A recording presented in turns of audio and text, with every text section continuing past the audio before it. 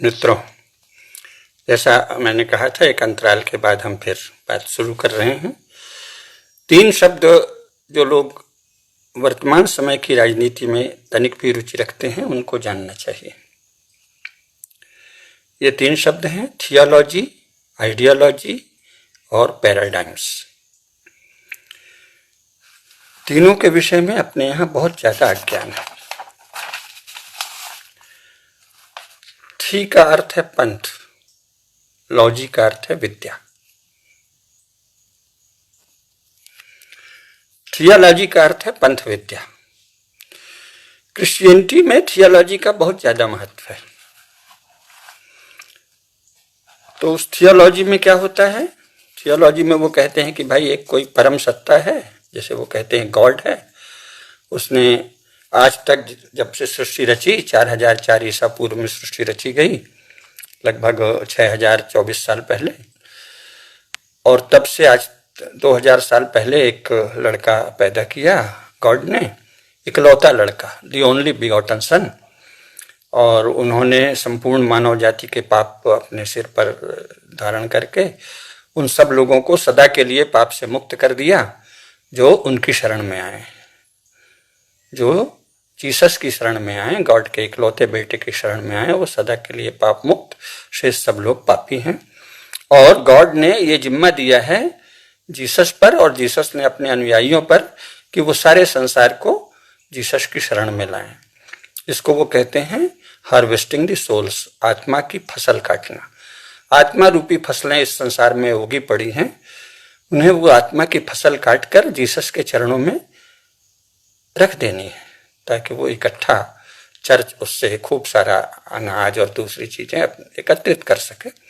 इसको वो बड़ा पवित्र कर्म मानते हैं, और कुछ पवित्र नहीं है। सबसे ज्यादा बड़ा पाप यह है कि स्त्री और पुरुष आपस में मिले। दी ओनली मतलब दी ओरिजिनल सिन यही है, मूल पाप। और सबसे बड़ा पुण्य यह है कि उस मूल पाप के लिए जिस गॉड के इकलौते बेटे ने स्वयं को सूली पर चढ़ा लिया था, उसकी शरण में जाएं, तभी वो पवित्र होंगे, अन्यथा वो पापी हैं। तो हर बच्चा जन्म से पापी है, क्योंकि वो नर नारी मिलन की संतान है, और उसके जीवन की पवित्रता इसी में है कि वो चर्च की शरण में आ जाए। इसे कहते हैं थियोलॉजी। इस्लाम में इसी से मिलता जुलता है, वो भी अंग्रेजी में थियोलॉजी ही कहा जाएगा, कि अल्लाह है जिसका नूर सब जगह है सारे संसार में, और उनकी सब सारी कायनात अल्लाह की बनाई हुई है, और उसमें सब जगह उनका नूर है, और उनसे उनके नूर से रोशन है। वो स्वयं सब जगह नहीं है, सर्वव्यापी नहीं है, सबसे प्रभुताशाली हैं, सबके स्वामी हैं, सबका मालिक एक है, लेकिन वह एक सब में समाया हुआ नहीं है। सबके भीतर उसका कोई अंश नहीं है, कोई प्रकाश नहीं है। और उसने बहुत से रसूल भेजे, बहुत से पैगंबर भेजे, आखिरी पैगंबर मोहम्मद साहब को भेजा, और उसके बाद पैगंबरी की मुहर लगा दी। एक लोहे की या कोई बहुत मजबूत सी संदूक रखी है, उसमें रख के पैगंबरी वाले सारे कागजात अल्लाह ताला ने ताला लगा दिया कि इसके बाद अब कोई पैगंबर कभी नहीं होगा। और इसलिए उस आखिरी पैगंबर के मजहब को सबको मानना चाहिए, जो नहीं माने उसको जबरदस्ती मनवाना चाहिए, फिर भी नहीं माने तो कत्ल कर देना चाहिए। ये बहुत बड़ा पुण्य कर्म है। ये इस्लाम का थियोलॉजी है। इस थियोलॉजी से अभी अपन इस्लाम पर बात अलग से कभी करेंगे, अभी ईसाइयत पर ही बात करें। तो इस थियोलॉजी ने यूरोप में शताब्दियों तक भयंकर नरक मचाया, मनुष्यों का जीवन अत्यंत कठिन कर दिया। उस पर अलग से चर्चा होती रहेगी, हम लोगों की पुस्तकें भी हैं। और स्त्रियों का जीवन सबसे ज्यादा दारुण बना दिया। पादरियों के इशारे पे जो स्त्री चले कोई तो ठीक है, नहीं तो बहुत बहुत दारुण बता दिया। इतनी बीभत्स और गंदी बातें हैं कि अभी आज के विषय में उसकी चर्चा नहीं करेंगे। तो उसे थियोलॉजी कहते हैं, पंथ विद्या। थियोलॉजी के अनुसार तरह तरह के कानून बने, कठोर यातनाएं दी गई स्त्रियों को, और जो लोग अनुशासन में न रहें चर्च के, उनको वो सदाचारी हैं, साधु स्वभाव हैं, सत्य बोलते हैं, तपस्वी हैं, कभी झूठ नहीं बोलते, किसी को धोखा नहीं देते, सबसे प्रेम करते हैं, सज्जनों से प्रेम करते हैं, दुष्टों से दूर रहते हैं, सब कुछ है। लेकिन अगर वो चर्च के अनुशासन में नहीं है तो वो सिनर हैं, पापी हैं और वो दंडनीय हैं। और जो सदाचारिणी स्त्रियां हैं वो तो बिल्कुल ही डायन हैं। ऐसे कह के बना, इसको थियोलॉजी कहते हैं। अब इन्होंने क्या करा है यूरोप वालों ने, कि जैसा मैंने कहा कि रिलीजन से मार्क्स का आशय था क्रिश्चियनिटी ही रिलीजन है। सरल विश्वास था उसको, दुनिया के विषय में ज्यादा ज्ञान नहीं था तब तक। प्रिंटिंग प्रेस नया नया आया था और बहुत ज्यादा ज्ञान नहीं था। पादरियों ने जो कुछ दुनिया के बारे में अंट शंट गप्पें लिख दी थी वही उनको पता, इसलिए उसने रिलीजन को अफीम कह दिया, यानी क्रिश्चियनिटी मनुष्यों के लिए एक अफीम है, कुल उसका आशय था। तो इसी प्रकार जो लोग इस ईसाइयत की बनाई दुनिया में रहते थे वो मानते थे कि सारी दुनिया में अंधेरा है, क्योंकि जहां जीसस का प्रकाश नहीं पहुंचा वहां चाहे जितना ज्ञान हो वो ज्ञान, कहता था कि बहुत से पादरी कहते थे कि सारे विश्वविद्यालय, सारी बड़ी बड़ी पुस्तकें जो हैं भारत के विश्वविद्यालयों में जितनी पुस्तकें हैं वो सब हमारे किसी चर्च की अलमारी के एक खाने में रखी हुई किताबों के सामने तुच्छ हैं। तो इसको कहते थे थियोलॉजी को मानना, और जो इस थियोलॉजी को माने वो उस थीइस्ट हो गया। तो यहां उन्होंने क्या कर दिया, भारत में कहा कि आप लोग पोलीथीस्ट हैं, यानी चूंकि आप मानते हैं कि अनेक रास्ते से परम सत्ता का ज्ञान प्राप्त हो सकता है, इसलिए आप पोलीथीस्ट हैं और हम लोग मोनोथीस्ट हैं, हम मानते हैं कि एक ही तरीके से प्राप्त होता है। यहां तक तो ठीक था, अंग्रेजी में उन्होंने कोई गड़बड़ नहीं की। लेकिन हमारे यहाँ जो सेवक लोग हैं अथवा जो गैर जानकार लोग हैं उन्होंने उत्साह में कह दिया कि मोनोथीज्म यानी एक ईश्वरवाद। अब थी में तो ईश्वर कहीं है ही नहीं है बाबा, थी का अर्थ होता है पंथ। तो मोनोथीज्म क्या हुआ, एक पंथवाद। तो मोनोथीस्ट कौन है, जो कहे कि एक ही पंथ है सत्य को जानने का और कोई पंथ ही नहीं है, और वो पंथ जीसस का है। लेकिन यहां अनुवाद कर दिया कि इस्लाम और ईसाइयत मोनोथीस्ट है यानी एक ईश्वरवाद है। तो इससे बड़ा झूठ और पापपूर्ण अनुवाद है ना, लेकिन आपने अनुवाद कर दिया। और भारत में अभी भी लोग हैं जो कहते हैं इस्लाम एक ईश्वरवादी है, वह एक ही ईश्वर को मानता है। अरे कहाँ ईश्वर से तो इस्लाम और ईसाइयत का कोई संबंध ही नहीं है, वो तो अनिश्वरवादी हैं, निरीश्वरवादी हैं। क्योंकि ईश्वर तो वो है ना जो कण कण में समाया है, जो सर्वव्यापी है, सर्वत्र व्याप्त है, वो ईश्वर है। ईश्वर, इस्लाम और ईसाइयत में ईश्वर की कोई धारणा ही नहीं है। ईसाइयत गॉड जो जीसस का फादर है ऐसे गॉड को मानती है और किसी गॉड को नहीं मानती, बाकी सब फॉल्स गॉड है उसके अनुसार। जीसस के फादर के सिवाय शेष सभी जिनकी पूजा दुनिया में होती है वो सब फॉल्स गॉड हैं, और उनसे परे कोई गॉड नहीं है। और वो गॉड सर्वव्यापी नहीं है, सब में नहीं समाया है, वो सातवें आसमान में है, एक जगह बैठा है। और उसने 4000 वर्षों में मेहनत करके एक लड़का पैदा किया जिसका नाम था जोशुआ मसीह या जीसस, बड़ी मेहनत से। और उसके बाद वो निश्चिंत हो गया कि एक लड़का हमने पैदा कर दिया है, और उससे उसने करार कर लिया कि तू मेरा प्रकाश फैलाना, मेरी चर्चा चलाना।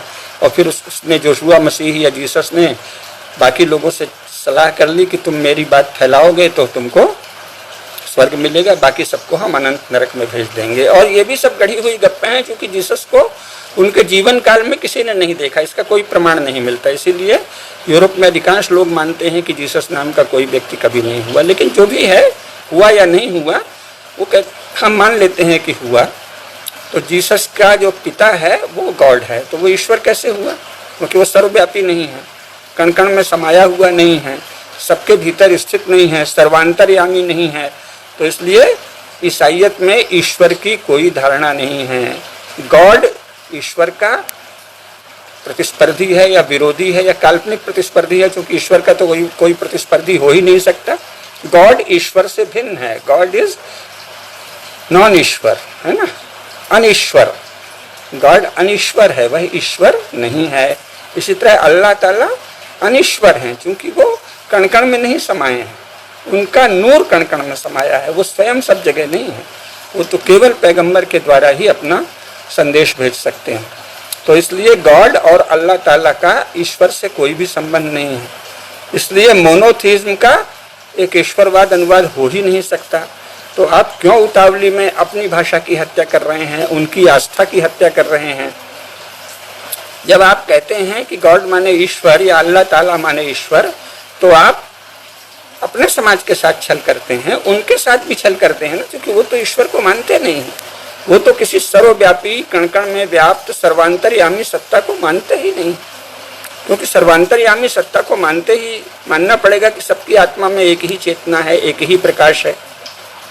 तो वो तो ऐसा कुछ नहीं मानते। वो तो मानते हैं नहीं, जो गॉड की शरण में आया, जीसस के पिता रूपी गॉड की जो शरण में आया, केवल वो पवित्र है, शेष सब पापी हैं। और दूसरे कहेंगे कि जो आखिरी रसूल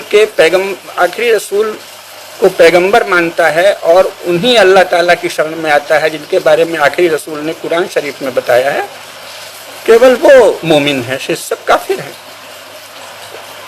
तो इस्लाम और ईसाइयत का अल्लाह से कोई इस्लाम और ईसाइयत का अल्लाह और गॉड से संबंध है, ईश्वर से कोई संबंध नहीं। आता है मोनोथीज्म को एक देववाद या एक पंथवाद, मूल सही अनुवाद है एक पंथवाद, लेकिन उसके भीतर की आत्मा जो है, अंतश्चेतना है, ममेश्वरवाद। मैं जिसको पूजता हूं वही ईश्वर है, बाकी सब अनिश्वर हैं। तो ममेश्वरवाद कह सकते हैं आप। इस्लाम और ईसाइयत दोनों ममेश्वरवादी हैं, लेकिन अगर मोनोथीज्म का अनुवाद करना है तो एक पंथवादी हैं। वो मानते हैं कि बस एक ही पंथ सही है, शेष सब पंथ भटकन है, और जो भटक रहा है उसको हम जबरन प्रकाश दिलाएंगे, उसको खींचकर बलपूर्वक छल बल से या तलवार से किसी तरह हम उसको, वो कहते हैं हम उसको रिलीजियस बनाएंगे, रिलीजियस का अर्थ होता है क्रिश्चियन बनाएंगे, ये कहते हैं हम उसको मोमिन बनाएंगे। तो ये तो बिल्कुल अलग बात हुई ना।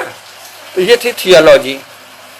इस थियोलॉजी से यूरोप के मनुष्यों का भयंकर शोषण और दमन हुआ, विशेषकर स्त्रियों के ऊपर बर्बर नृशंस क्रूर अत्याचार हुए, जिसके विरुद्ध मनुष्य तो सब जगह मनु के वंशज ही तो हैं, ब्रह्मा की संतानें हैं। तो जो वहाँ के अच्छे लोग थे, सज्जन लोग थे, साधु लोग थे, उन्होंने इसके विरुद्ध बातें शुरू की और बहुत से उपाय किए। और फिर इसके बाद कहा नहीं भाई ये तो नहीं है, दुनिया में और जगह भी सभ्यता है। पादरी झूठ बोलते हैं कि केवल जीसस ही प्रकाश है, और जगह भी प्रकाश है, एरिया ऑफ डार्कनेस नहीं है, दुनिया में बहुत सा ज्ञान है, प्रकाश है। फिर वहाँ के यहूदियों को इन्होंने बहुत सताया था। अब यहूदियों को सताना भी देखिए जबरदस्ती की हद है ना। जीसस को फांसी किसने दी? रोम के राजा ने दी। जीसस खुद यहूदी था, तो वो यहूदियों का आपसी मामला था, और रोम का राजा तो यहूदी नहीं था, वो सनातन धर्मी था। अब आप जो है सारे यहूदियों को मारने लगे कल्पना से, क्योंकि रोम का राजा यहूदी था, इसका कोई प्रमाण नहीं। और यहूदी लोग भी दावा नहीं करते हैं कि रोम का सम्राट यहूदी था। तो यहूदियों का क्या दोष? अगर जीसस को फांसी, मान लो जीसस सचमुच हुए और उनको फांसी चढ़ाई गई, तो इसमें यहूदियों का क्या दोष? लेकिन वो यहूदियों को मारने लगे सब। तो यहूदी भी अत्यंत बुद्धिमान और श्रेष्ठ लोग हैं, तो उन्होंने बड़ी चतुराई से कई जगह कुछ निकाला, कुछ छिपाए होंगे या कुछ जो भी हो, कुछ पुरानी पुस्तकें निकाल दी और जगह जगह फैला दिया कि भाई देखो हमारे पूर्वज, तुम यूरोपीय लोगों के पूर्वज तो ये ज्ञान मानते थे, इतना प्रकाश था। 16वीं शताब्दी ईस्वी में से 17वीं शताब्दी ईस्वी तक जगह जगह कभी हस्तलिखित पांडुलिपियाँ मिलने लगी, चित्रकलाएं, चित्र के वो मिलने लगी, चित्रकलाओं के संग्रह। अरे हमारे पूर्वज तो मूर्ति पूजक थे, बहुदेव पूजक थे, प्रकृति पूजक थे, सौंदर्य पूजक थे, काम को बड़ा भारी पुरुषार्थ मानते थे, धर्म की तरह काम धर्म सब पुरुषार्थ हैं। तो ये तो हमारे पूर्वज महान थे। तो उससे रेनेसां यानी पुनर्जन्म, रेनेसां का अर्थ है पुनर्जन्म, उससे पुनर्जन्म का आंदोलन शुरू हुआ। लेकिन पुनर्जन्म का आंदोलन अपनी प्राचीन प्रज्ञा की खोज था, जिससे कि वो पुनः भारत से जुड़ जाते, भारतीय प्रज्ञा से बहुत निकट है। रेनेसां की मूल भावना भारतीय प्रज्ञा की ओर जाती है। उसी रेनेसां से प्रेरित होकर वहाँ बड़े बड़े वैज्ञानिक धीरे धीरे उभरे और वैज्ञानिकों ने प्रकृति के स्वभाव को जानने की बहुत कोशिश की। विज्ञान क्या है? प्रकृति के स्वभाव का अनुसंधान विज्ञान है। तो उसके द्वारा जानने की कोशिश की और बड़ा प्रकाश फैला वहाँ। लेकिन उससे जो ईसाइयत के समर्थक थे, उन्होंने विज्ञान का सहारा लेके ही एक दूसरा पैटर्न रचा और उसको कहते हैं आइडियोलॉजी। आइडियोलॉजी क्या है? थियोलॉजी क्या है? धार्मिक उपनिवेश, अन्य लोगों को धर्म से वंचित कर देना, सबको अधर्मी कह देना सिवाय मेरे अपने पंथ के। और आइडियोलॉजी क्या है? बाकी सबको विचार विहीन कह देना या गलत विचार का, अवैज्ञानिक विचार का कह देना सिवाय मेरे विचार के। तो विज्ञान का सहारा लेकर भी ईसाइयत की मूल भावना को, मोनोथीज्म को आइडियोलॉजी के नाम से प्रस्तुत किया कम्युनिस्टों ने। अब ये जो आइडियोलॉजी है इसका भी हिंदी में वैसे गलत अनुवाद हो गया विचारधारा। अरे विचार विहीन तो इस संसार में कोई मनुष्य नहीं है, तो विचारधारा से क्या मतलब है? इसलिए ये कहना कि साहब आइडियोलॉजी का अर्थ विचारधारा है, इससे बड़ा झूठ तो कुछ हो ही नहीं सकता ना। आइडियोलॉजी का अर्थ होता है वैचारिक पंथ विद्या। ये मानना कि बस यही एक पंथ है जिससे चलकर विचार हो सकता है मनुष्य सभ्यता के विषय में, जीवन के विषय में, सत्य के विषय में, भौतिक सत्य के विषय में एक ही प्रकार से सही विचार है, वही वैज्ञानिक विचार है, वही सत्य विचार है। शेष सब लोग अवैज्ञानिक हैं, गलत हैं, इसे कहते हैं आइडियोलॉजी यानी वैचारिक उपनिवेश। थियोलॉजी धार्मिक उपनिवेश पैदा करती है, आइडियोलॉजी वैचारिक उपनिवेश पैदा करती है। और आइडियोलॉजी केवल कम्युनिस्ट देशों में राजनीतिक दल आइडियोलॉजी पर आधारित है, क्योंकि वस्तुतः आइडियोलॉजी क्या है? जैसे थियोलॉजी क्या है? अपने समूह के सिवा शेष सबको दबाने और मारने और सताने की विधि। उसी प्रकार आइडियोलॉजी क्या है? अपने विचार के सिवाय शेष सब विचार वालों को गाली देना, दबाना, निंदा करना कि तुम गलत हो, तुम मानवता विरोधी हो, तुम हिंसक हो, तुम सांप्रदायिक हो, सब हमारे सिवाय सब अवैज्ञानिक हैं, हमारे सिवाय सब गलत हैं, संकीर्ण हैं, तुच्छ हैं। इस गाली देने की बात है आइडियोलॉजी। इसका हिंदी अनुवाद विचारधारा कैसे होगा?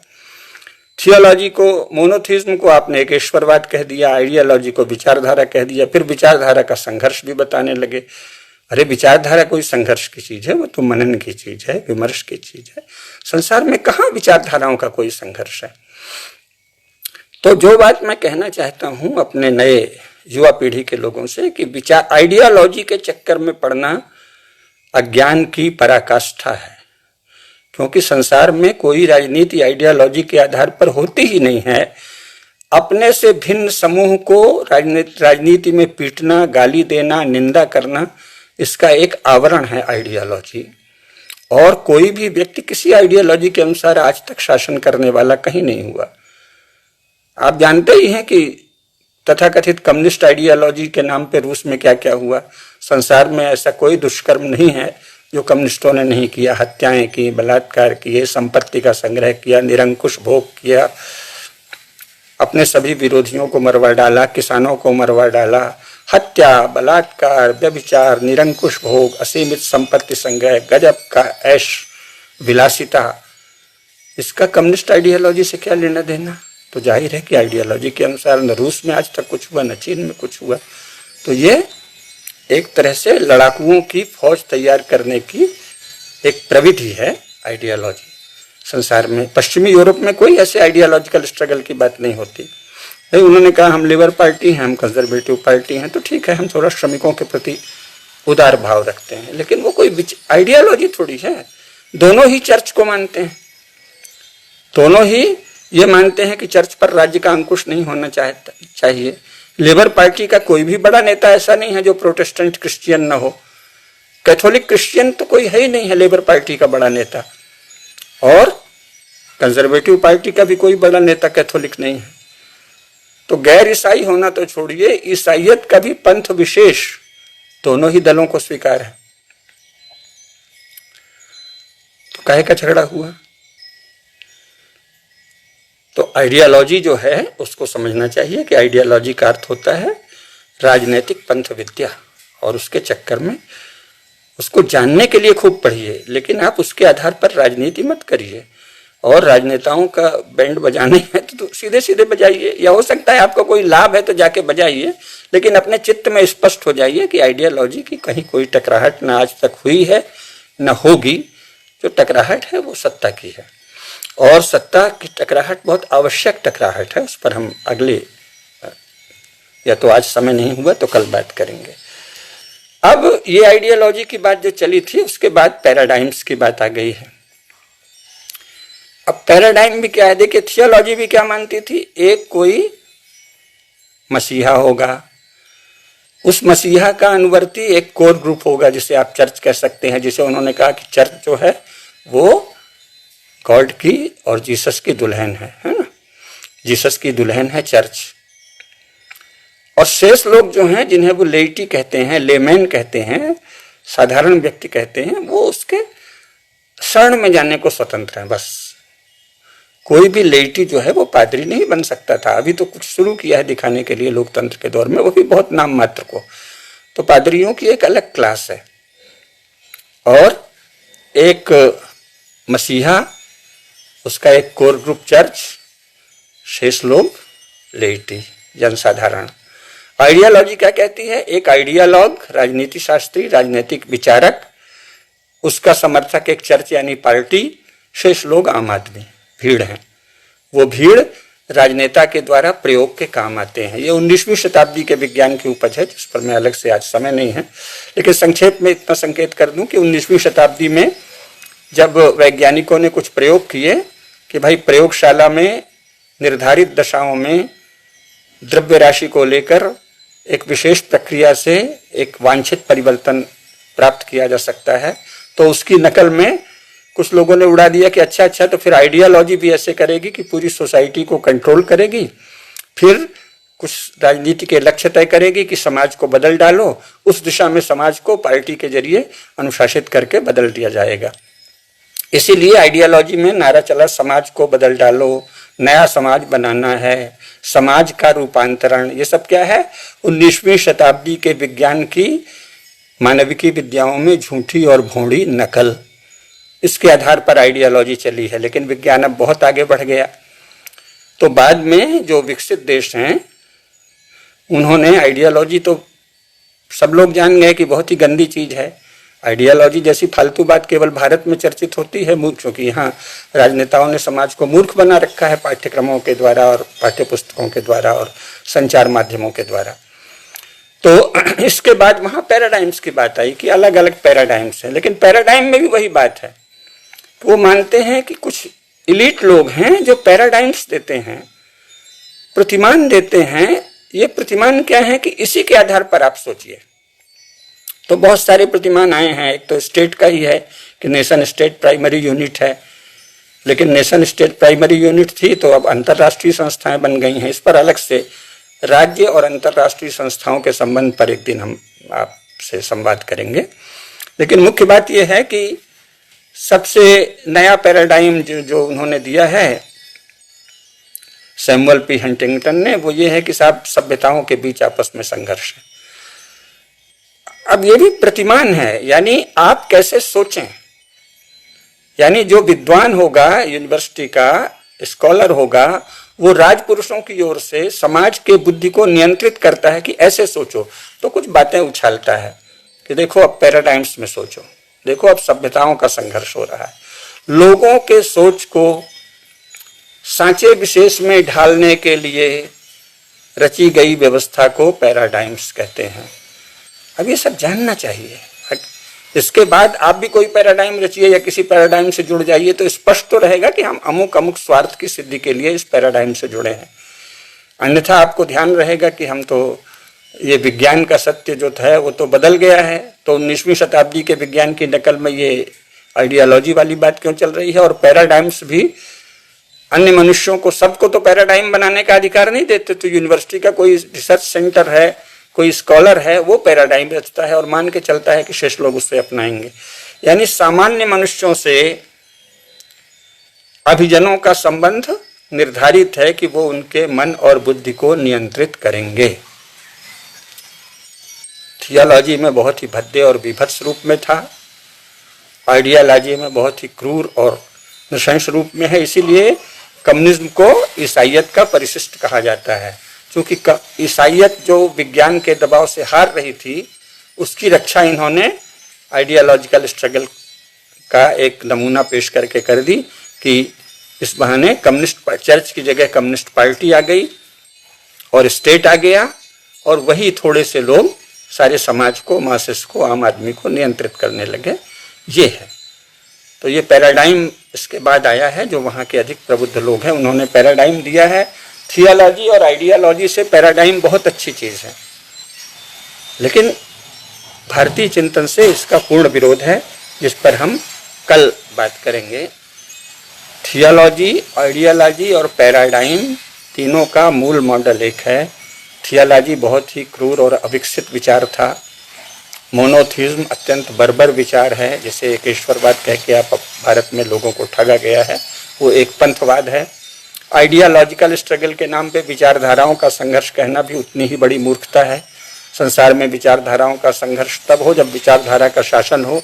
आज तक संसार में कहीं भी किसी विचारधारा का शासन नहीं है। शासन कैसा है इस पर अगले संवाद में चर्चा करेंगे। शासन के कुछ शाश्वत नियम हैं और भारतीयों को तो उसी तरह से देखना चाहिए कि कौन सा शासन किन गुणों को बढ़ा रहा है, किन नियमों को बढ़ा रहा है, किस तरह की समाज के लिए क्या कल्याणकारी कार्य कर रहा है, कौन से अकल्याणकारी कर रहा है, अपने समाज की परंपराओं को बढ़ा रहा है या नष्ट कर रहा है, समाज में विभेद को बढ़ा रहा है या प्रेम और सद्भाव बढ़ा रहा है। इन सब पर सोचना चाहिए। सही भाषा जो सनातन भाषा है, जो सनातन धर्म की पदावली है, जो शास्त्रों की पदावली है, जो संपूर्ण मानव जाति के लिए कल्याणकारी पदावली है और संपूर्ण मानव जाति पर लागू होती है। थियोलॉजी, आइडियोलॉजी और पैराडाइम संपूर्ण मानव जाति पर लागू नहीं होती। थियोलॉजी वाले में क्या है कि पादरी विशेष हैं, शेष लोग लेटी हैं। आइडियोलॉजी में आइडियालॉग और उसके समर्थक पार्टी वर्कर विशेष हैं, शेष लोग आम आदमी हैं, भीड़ हैं, मासेस हैं। पैराडाइम उससे उदार है, वो कई तरह के समूहों को मौका देता है कि आप इस पैराडाइम से भी सोच सकते हैं, उस पैराडाइम से भी सोच सकते हैं, लेकिन अंत में वो राजभक्त विद्वानों के द्वारा ही रचा जाता है। हर मनुष्य में सोचने की सामर्थ्य है, स्वतंत्रता है, ये नहीं माना जाता। तो पैराडाइम भी थियोलॉजी और आइडियोलॉजी से बेहतर चीज है, लेकिन उसका तरीका वही है। और जो भारत की परंपरा है कि प्रत्येक मनुष्य के भीतर चिदंश है, सब में अपने ढंग से सामर्थ्य है। कुछ सामान्य मानव धर्म है जो सबको पालन करना ही चाहिए। राज्य का काम है उन सामान्य मानव धर्म की सभी लोग पालन करें, ये देखना, और कहीं भी धार्मिक व्यामिश्रण नहीं होने, यानी एक अपने धर्म को त्याग कर कोई दूसरे धर्म को, अर्थात जिसका अर्थ है कि अगर आप विद्यार्थी हैं तो विद्यार्थी का काम न करें और उसी समय कहने लगें कि मैं तो किसान हूं, तो इसे मिश्रण कहते हैं, संकरण कहते हैं। इसको रोकना कि भाई जो तय करते हो उसे करो। तो राजनीति में भी यही होना चाहिए कि अगर आपने राजनीति तय की है तो सबसे पहले राजनीति को समझें कि राजनीति क्या है, संसार में राजनीति कितने प्रकार की चल रही है, भारत की राजनीति क्या है। इसको जब तक जानेंगे नहीं तब तक आप सामान्य से लोगों के प्रति निरर्थक श्रद्धा पालकर, किसी को आइडियालॉग मानकर, विचारक मानकर, विचारक महोदय को पढ़ने की फुर्सत नहीं है, 4-6 किताब पढ़ ली, बहुत प्रतिभाशाली हैं तो कुछ सुंदर वाक्य बोल दिए, ऐसे होता है क्या? और संसार में कहीं इसके आधार पर चला है क्या? आइडियोलॉजी के आधार पर आज तक कुल 2 बड़े और 4-5 छोटे छोटे राज्य बने। उसमें जो सबसे बड़ा राज्य था वो सोवियत संघ था, वो बिखर गया। तो आइडियोलॉजी कितनी भुरभुरी चीज है। अगर हम आइडियोलॉजी के आधार पर भारत में राजनीति चलाएंगे तो हमारा तो नष्ट होना निश्चित है। थियोलॉजी के आधार पर चलाएंगे तो भी नष्ट होना है। थियोलॉजी को संरक्षण देने वाला राजा पापी है। इसलिए अगर कोई कहे कि नहीं साहब हम किसी थियोलॉजी को विशेष संरक्षण देंगे, इस्लाम और ईसाइयत को तो हम विशेष संरक्षण देंगे, और जो सामान्य मानव धर्म की बात करता है, सब में ईश्वरीय प्रकाश की बात करता है, जो थियोलॉजी के विरुद्ध है उसको तो हम अधिकार विहीन कर देंगे, तो ऐसा राज्य पापिष्ट है। तो इसमें ये सब बातें जाननी चाहिए। और मुख्य बात यह है कि भारत में तो सौभाग्य से जो संविधान है, ये संविधान क्या है? ये संविधान हिंदुओं का मित्र नहीं है लेकिन हिंदुओं का शत्रु भी नहीं है। भारत का वर्तमान राज्य हिंदू राज्य नहीं है, भारत का वर्तमान राज्य हिंदुओं का मित्र राज्य नहीं है, लेकिन ये हिंदुओं का शत्रु राज्य भी नहीं है। और इसकी विवशता है कि ये हिंदुओं के प्रति भी अभिमुख हो, स्वयं को हिंदुओं में स्वीकार्य दिखाए, ये इस राज्य की विवशता है। तो इसका फायदा आप तभी उठाएंगे जब ये थियोलॉजी, आइडियोलॉजी या पैराडाइम से मुक्त होकर सनातन धर्म की चेतना से अनुप्राणित होंगे। आखिर इतने अधिकार मिले हैं, हिंदुओं ने 72 वर्षों में कोई मांग ही नहीं की कि भाई हमको भी संरक्षण दीजिए। हमने कितने बार, कब से मैं ये लिख भी रहा हूँ, कह भी रहा हूँ कि भाई संविधान के भाग 4 में अनुच्छेद 38 या 39 में एक छोटा सा उपबंध जोड़ दिया जाए कि भारत का राज्य बहुसंख्यकों के धर्म को भी वैसा ही संरक्षण देगा जैसा वह अल्पसंख्यकों के मजहब या रिलीजन को देता है। इतना सा दे दीजिए तो हिंदू धर्म को संरक्षण मिल जाएगा। सारे ही भाजपा के शीर्ष नेता किसी समय मेरे बहुत घनिष्ठ मित्र थे। परम पूज्य सरसंघ चालक लोगों से भी आत्मीयता ही रही है। मैं कब से निवेदन कर रहा हूं, आखिर इस छोटे से संशोधन में क्या समस्या है? तो कहीं कोई समस्या है, इसका मतलब कि हिंदुत्व के प्रति आत्मीयता नहीं है, वृहद हिंदू समाज के प्रति आत्मीयता का भाव नहीं है, आत्म भाव नहीं है, प्रेम भाव नहीं है, अथवा आत्मविश्वास नहीं है, हीनता की भावना है। अपने को शासक मानते ही नहीं, अपने को सेवक ही मानने का चस्का अगर है, लेकिन सेवक आप रह तो नहीं जाते। शासन में जाने के बाद कौन सेवक रहा है? सबसे बड़े प्रधान सेवक तो आदरणीय मोदी जी थे, जिन्होंने कैसे शान के साथ धारा 370 भी समाप्त कर दी, नोटबंदी भी कर दी। जो चाहते हैं वो कर देते हैं। हमारा आप ये ठीक है कि बहुत सुंदर ढंग से कर रहे हैं, सारे देश का उनसे प्रेम है, आत्मीयता है, ममत्व है, लेकिन भाषा बड़ी खराब है, भाषा कम्युनिस्टों वाली है। सौभाग्यवश आचरण बहुत अच्छा है और हमें आशा करनी चाहिए कि अगर हम लोग, अगर हिंदू समाज में, मुख्य बात जो मैं कहना चाह रहा था, विषयांतर न हो, ये समाज के स्तर पर बात करने की आवश्यकता है और समाज के स्तर पर काम करने की आवश्यकता है। इस पर मैं जल्दी ही अलग से बात करूंगा, केवल आज संकेत में करूंगा, संकेत दे दूं अगले संवाद के लिए। समाज का कितना महत्व है यह हमें जानना चाहिए। गांधी जी सनातन धर्म का अपने को विनम्र अनुयायी कहते थे, क्योंकि उस समय समाज बहुत जागरूक था, शक्तिशाली था। समाज की बहुत सारी संस्थाएं, परंपराएं, विद्याएं प्रवाहित थीं।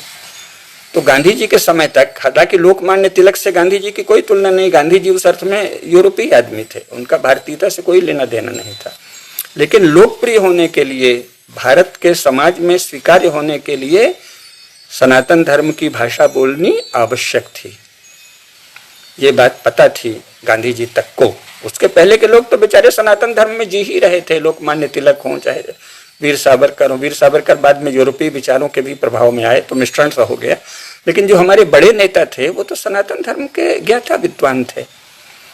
लाजपत राय हों, लोकमान्य तिलक हों, बंकिम चंद्र चटर्जी हों, विपिन चंद्र पाल हों, ये सब लोग तो सनातन धर्म के जानकार थे ना। श्री अरविंद का तो एकदम प्रज्ञावान ऋषि ही हैं। तो ये सब लोग, स्वामी विवेकानंद, स्वामी दयानंद, ये तो सनातन धर्म के ज्ञाता लोग ही हैं ना, चाहे वो धर्म क्षेत्र में हो चाहे राजनीति में। लेकिन ये गांधी जी जो हैं वो यूरोपीय आदमी हैं, लेकिन समाज इतना शक्तिशाली है कि वो सनातन धर्म वाली भाषा बोलने को विवश है। लेकिन 15 अगस्त 1947 को राज्य पर कब्जा करने के बाद जवाहरलाल जी ने शिक्षा और संचार माध्यमों पर एकाधिकार रख के पूरा वातावरण बदल दिया, और इसके कारण अब भारत में कोई सनातन धर्म की भाषा बोल ही नहीं रही है, बोल ही नहीं रहा है। कोई भी पार्टी नहीं बोल रही है, कोई भी व्यक्ति नहीं बोल रहा, सब कम्युनिस्टों की भाषा बोल रहे हैं और सोच भी वैसा ही रहे हैं। तो समाज के स्तर पर काम करने की आवश्यकता है। लेकिन एक निवेदन और, समाज के स्तर पर काम करना 15 अगस्त 1947 के बाद बहुत कठिन हो गया है। मोक्ष प्राप्ति के लिए, आत्मज्ञान के लिए तो पहले की ही तरह साधना और तपस्या पर्याप्त है, आवश्यक है, उचित है। परंतु अगर आपको भारत राष्ट्र को उसकी प्रज्ञा में प्रतिष्ठित करना है तो 15 अगस्त 1947 तक जैसी तपस्या होती थी उससे बहुत अधिक तपस्या करने वाले कुछ प्रतिभाशाली लोग आएंगे, क्योंकि ये तो समाज को अधिकार विहीन कर दिया है। इन्होंने राष्ट्र और भारत माता रटते हुए समाज को अधिकार विहीन कर दिया है। और उसका परिणाम क्या है? उसका परिणाम तो चारों तरफ आप देख लीजिए ना। आप केवल, आज मैंने कहा संकेत भर करूंगा, आप ये देखिए, गांधी जी हुए तो सीधे सनातन धर्म की भाषा बोलते थे, भले उनके चित्त में यूरोपीय प्रज्ञा भरी पड़ी थी। इसके बाद जवाहरलाल नेहरू हुए जो सीधे कम्युनिस्ट हो गए। इसके बाद इंदिरा जी आई जो व्यावहारिक राजनेता थी। इसके बाद राजीव गांधी आए जो बेचारे अराजनीतिक व्यक्ति थे। इसके बाद एक अत्यंत कूटनैतिक रूप से सजग, दक्ष और धूर्त व्यक्ति सोनिया गांधी आई कांग्रेस की धारा में। और उसके बाद एक राहुल गांधी आए हैं। राहुल गांधी को हल्के से मत लीजिए, इसमें न्यूसेंस वैल्यू है। ये न्यूसेंस वैल्यू यूरोप के द्वारा, यूरोप के जो भारत द्रोही शक्तियां हैं उनके द्वारा नियंत्रित है, ऐसा माना जाता है। आप सोनिया गांधी का मजाक उड़ा के संतुष्ट मत बैठिए।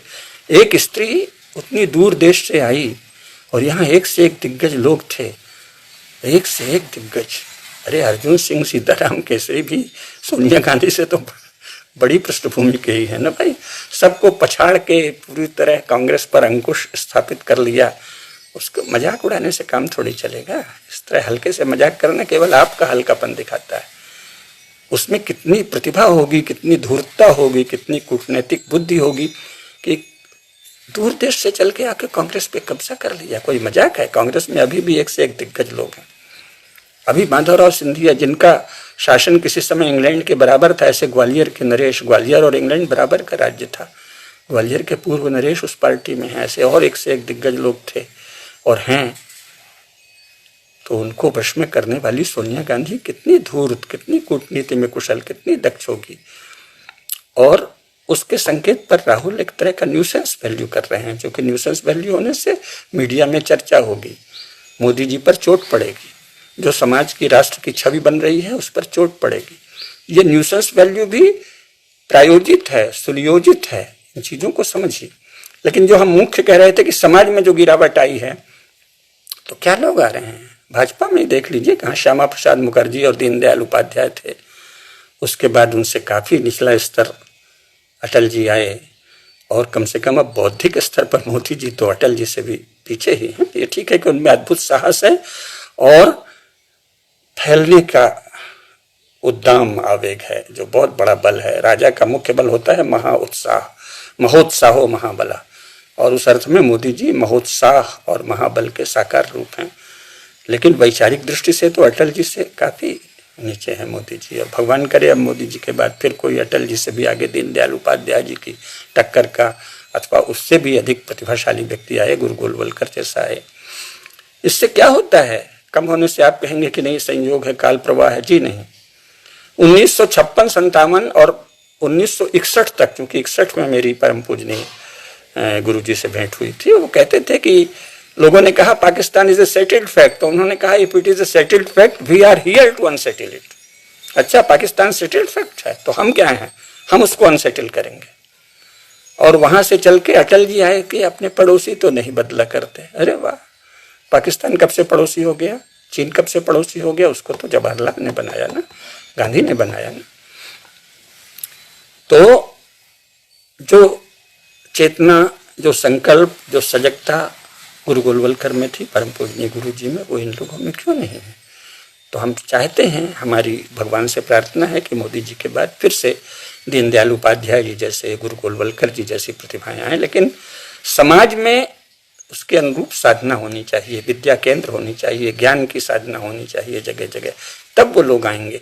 अन्यथा ये सत्ता पक्ष और विपक्ष दोनों में निरंतर गिरावट आ रही है।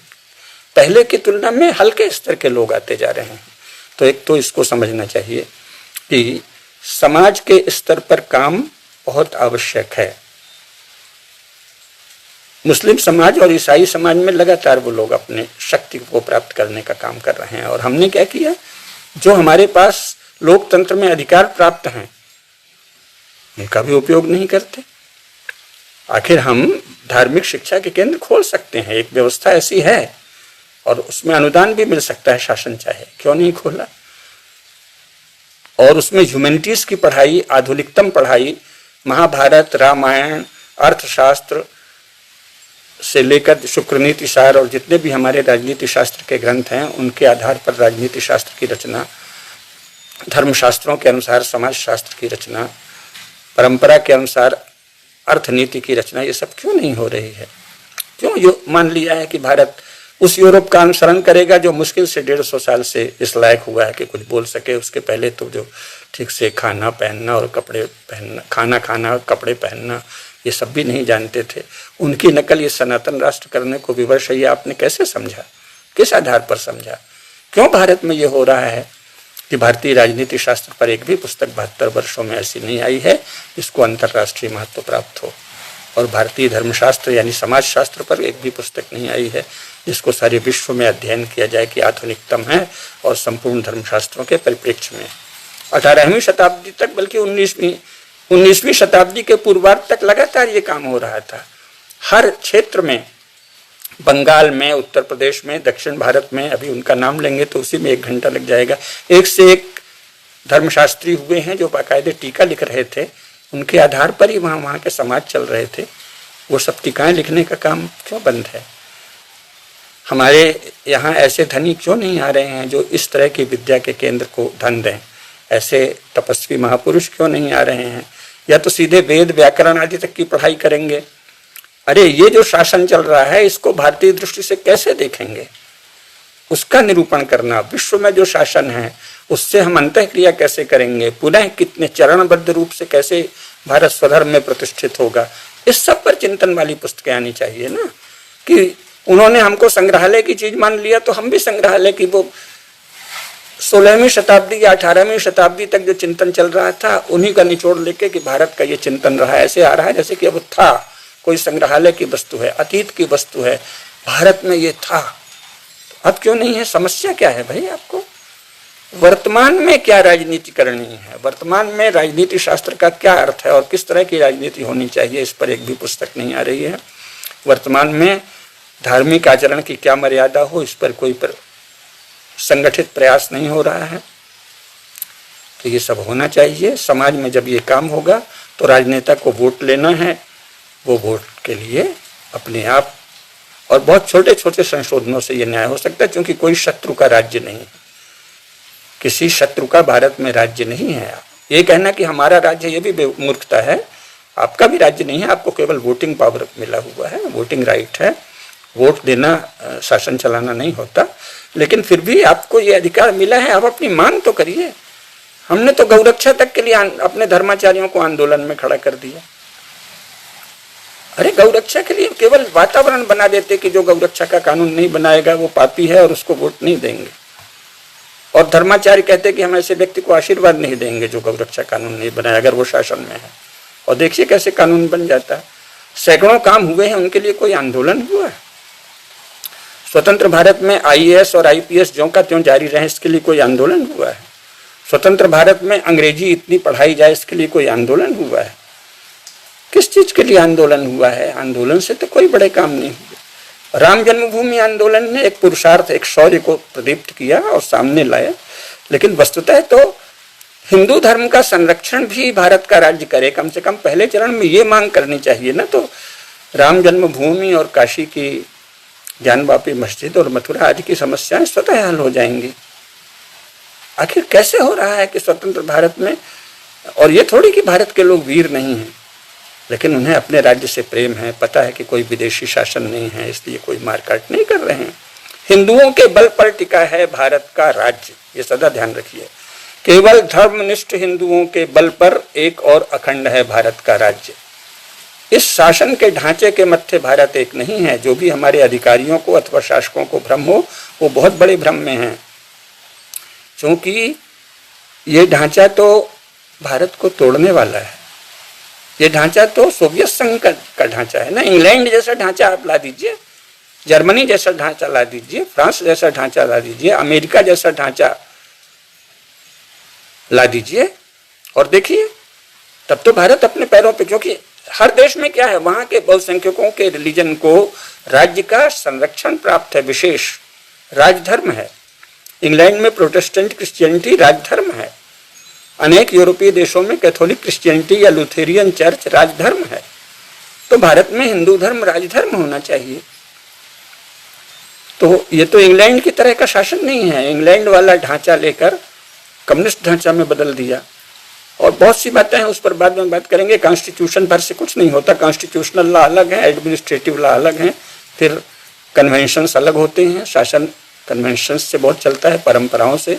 प्रशासनिक कन्वेंशंस से भारत का शासन चल रहा है और एडमिनिस्ट्रेटिव लॉ से चल रहा है। सारा दोष संविधान पर न डालें।